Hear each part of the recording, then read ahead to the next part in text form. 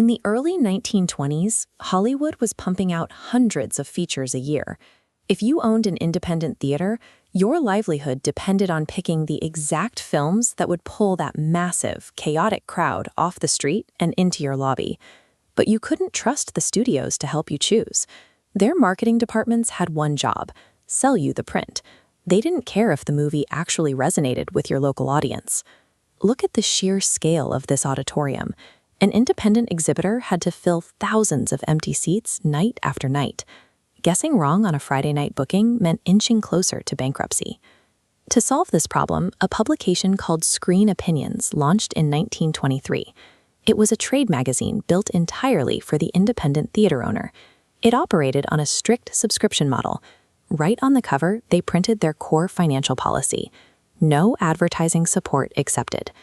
By refusing studio money, they didn't have to flatter the producers. They delivered blunt, highly critical reviews designed solely to tell theater owners if a movie would turn a profit. For an exhibitor in 1923, survival meant ignoring the hype and following the math. Today, that makes this document a rare, untainted dataset of how early Hollywood actually functioned on a business level. The Internet Archive provides full access to these issues today, but if you try to read them straight through, the sheer density of the archaic formatting and long lists of forgotten films will cause immediate information overload. This flowchart shows how to navigate the text efficiently. You need to segment your research into 3 distinct paths: artistic and archival, economic and business, or sociological context.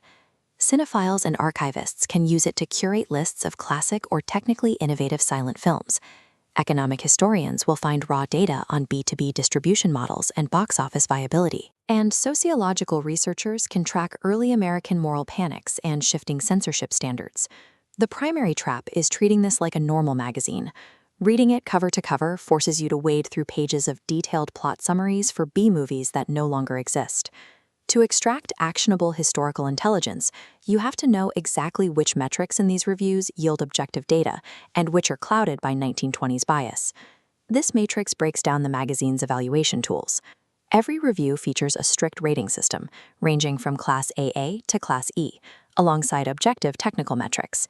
If we look at the classifications and footage counts, they give media economists a clear baseline for what constituted a standard feature length versus a premium special event.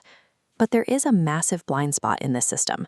The ratings consistently prioritize commercial safety over true cinematic art. Take the 1923 film Driven. The reviewers admit the directing is masterful and the acting is superior, but they warn theater owners that it is too baldly brutal and depressing for average audiences. Instead, the publication consistently rewards safe, highly marketable commercial hits starring established crowd pleasers. You see this perfectly in their glowing Class A review of the Harold Lloyd comedy Dr. Jack, praised heavily because it guarantees a clean, wholesome laugh. He represented the exact type of safe, bankable commercial success the exhibitors wanted. Technical researchers can still find value here, though. The objective metrics accurately document major industry shifts, like the magazine's heavy praise for the early natural color process in the newly released film The Toll of the Sea. Ultimately, the magazine's objective metrics serve as a flawless guide to 1923 commercial viability, but a terrible compass if you are looking for long-term cinematic art. Now let us look at the highly subjective metrics included in every review: the moral standard and spiritual influence ratings. These specific data points serve as an exact sociological barometer for cultural anxieties brewing in America, right before the strict institutional censorship of the Hays Code took hold. You see this bias in their review of The Cowboy and the Lady. The magazine explicitly drops the moral rating to fair, simply because it depicts a romance with a married woman, even while admitting the movie itself is vastly entertaining. The final unique feature in the magazine is the pre-written program copy placed at the bottom of every single review. This copy provides zero insight into the actual quality of the film.